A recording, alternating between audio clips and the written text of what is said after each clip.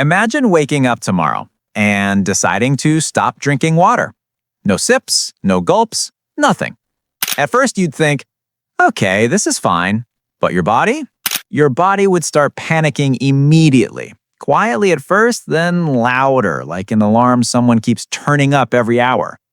Because every cell in you, your skin, your blood, your heart, your brain, is basically screaming the same message. Where is the water?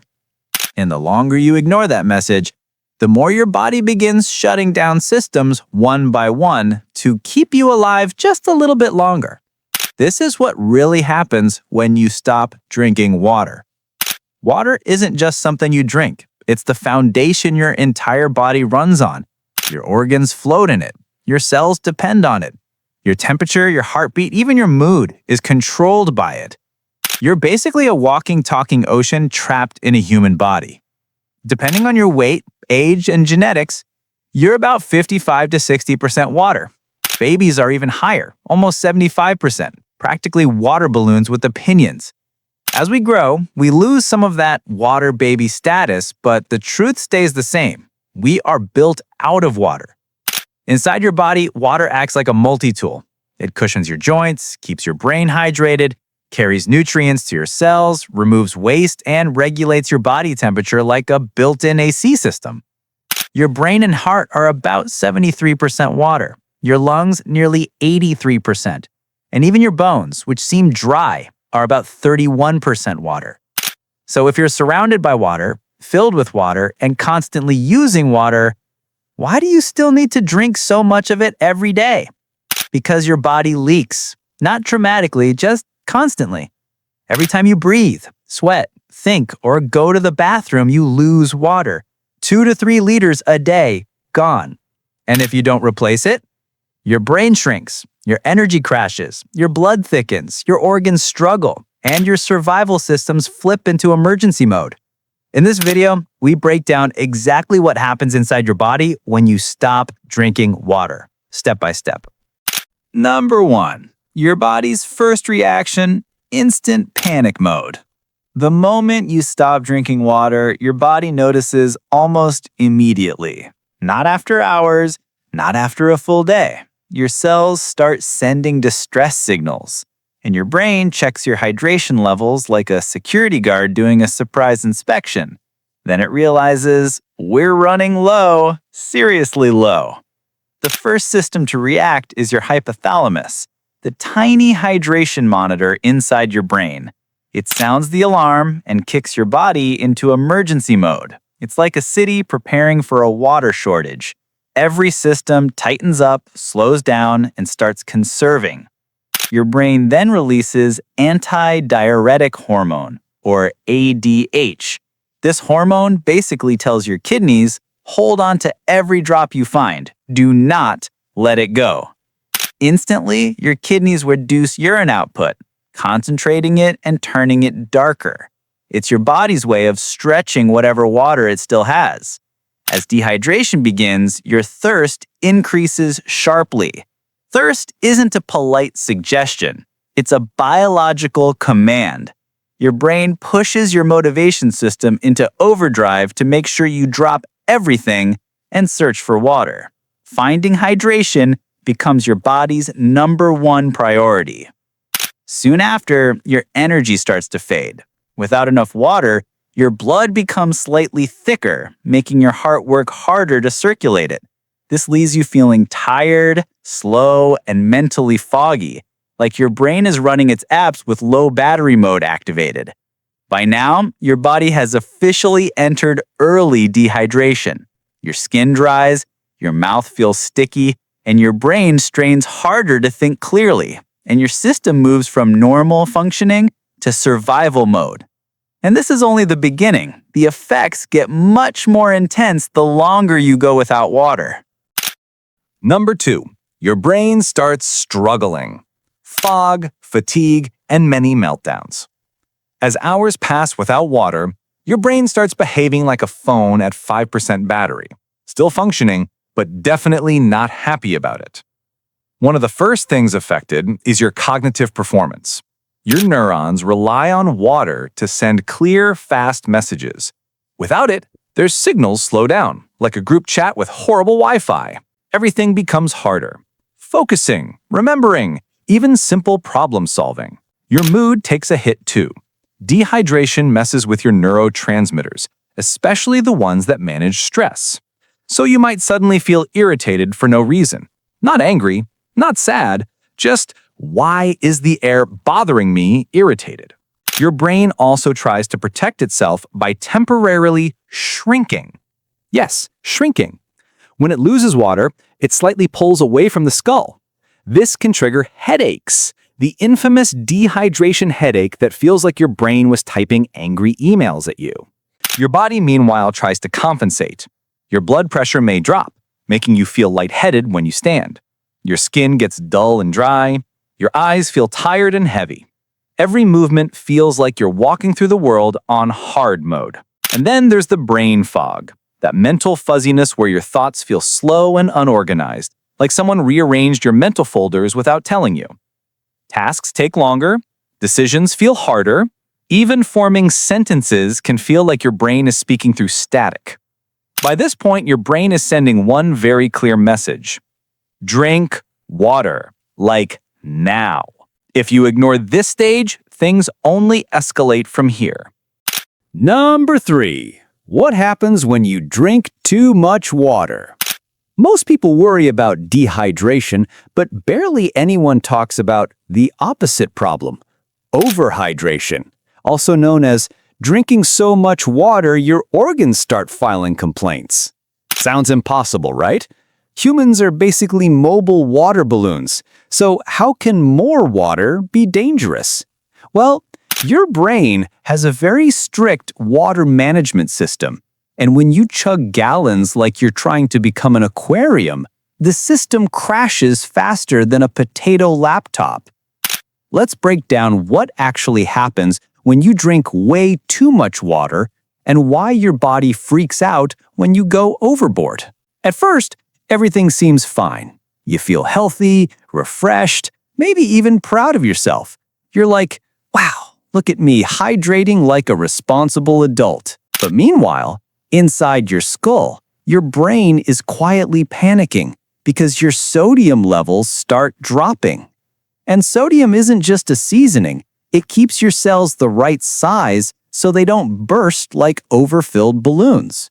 When you flood your system with too much water, your sodium gets diluted, your blood becomes too watery, and every cell in your body suddenly says, wait, are we drowning? Your brain tries to help.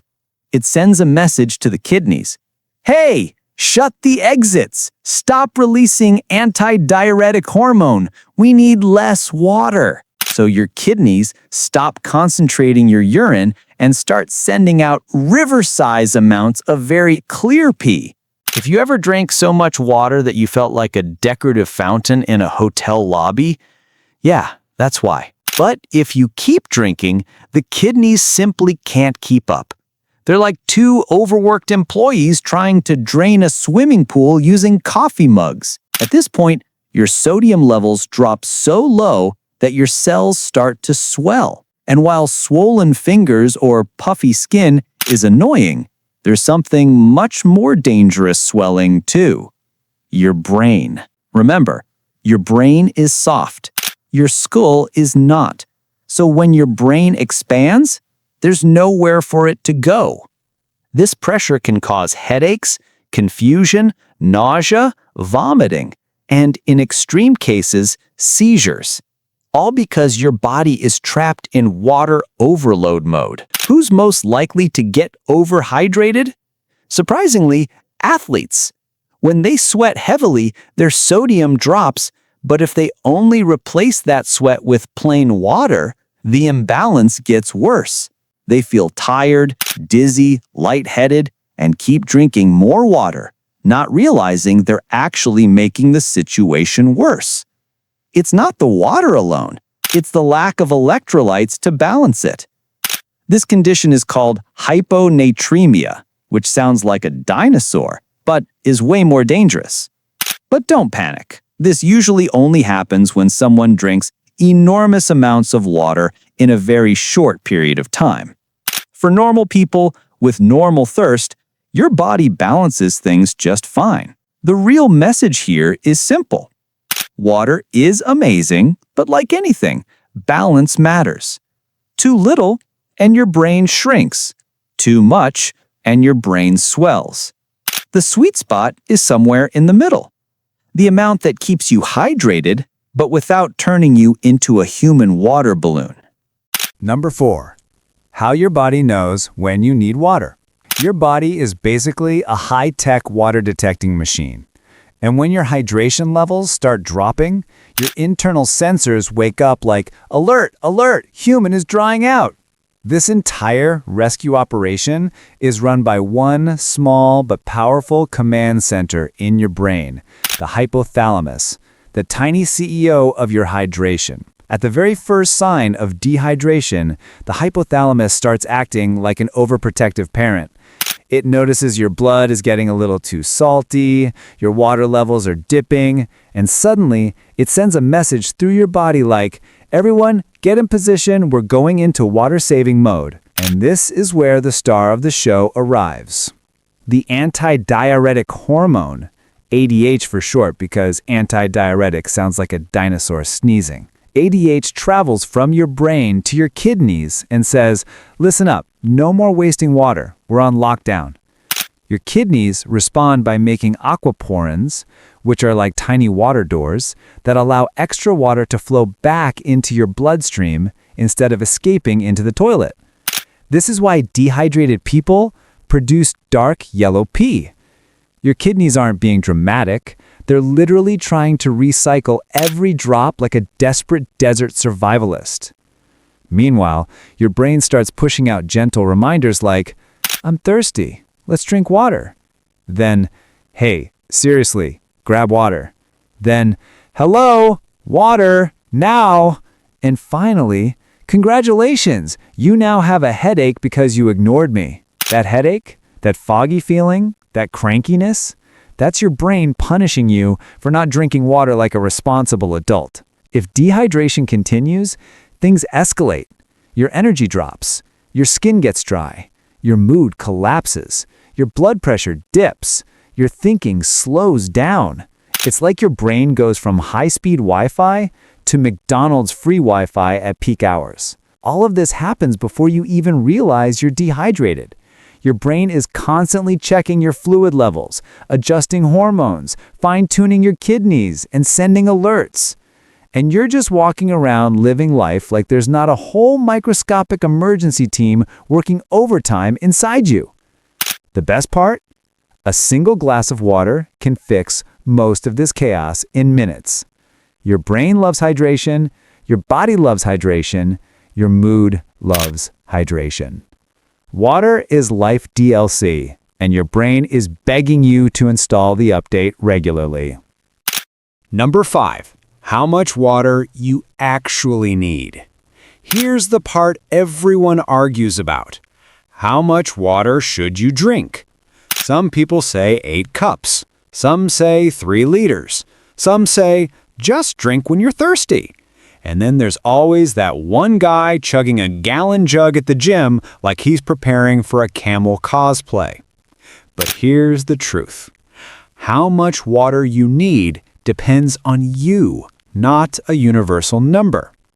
Your weight, your activity level, your climate, your health, they all change your hydration needs faster than TikTok trends. For most adults, the guideline is simple. Men, 2.5 to 3.7 liters per day. Women, 2 to 2.7 liters per day. But here's the twist. That doesn't mean you need to drink all that water as plain water. Your hydration comes from all kinds of sources. Coffee, tea, juice, milk, fruits, vegetables, and even foods you wouldn't expect, like broccoli, which is secretly 90% water. Human beings are basically water magnets. Your body pulls moisture from everywhere, not just your water bottle. And yes, coffee and tea do count as hydration. The old idea that caffeine dehydrates you is mostly a myth. Unless you're drinking 20 espressos and vibrating into the fourth dimension, your morning coffee is still adding water to your system. Even your food gives you a surprising amount of hydration. For example, strawberries, 91% water. Cucumbers, 95% water. Broccoli, 90% water. Watermelon, basically a juicy hydration grenade. About 20% of the water you consume every day comes from food alone. So if someone ever says, "You're not drinking enough water," just show them your salad and say, "I'm hydrating responsibly, actually." But water doesn't just keep you alive, it keeps you functioning at your best. Studies show that good hydration can improve memory, boost focus, regulate mood, support digestion, reduce headaches, lower risk of kidney problems, and even help long-term with heart disease, stroke, and certain cancers. Basically, water is free brain juice. The more balanced your hydration is, the smoother your entire system runs. And the best part? Staying hydrated is easy as long as you listen to your body. You don't need fancy apps. You don't need a gallon jug with motivational quotes. You don't need to panic drink water like you're preparing for desert warfare. Just drink consistently throughout the day. Eat water-rich foods, have your coffee, have your tea, and don't wait until you feel like a dried-out houseplant to sip some water. Hydration isn't complicated. It's just something most people forget to take seriously. Your brain, body, mood, skin, energy, and organs all work better when they're swimming in enough H2O. So if there's one thing your body wants you to remember today, it's this. Drink water before your brain has to send you a panic notification. Thanks for watching Cool Dude Explains, where comedy meets curiosity. Don't forget to like, subscribe, and drop your favorite myth or question in the comments. Stay curious, stay cool, and I'll see you in the next video.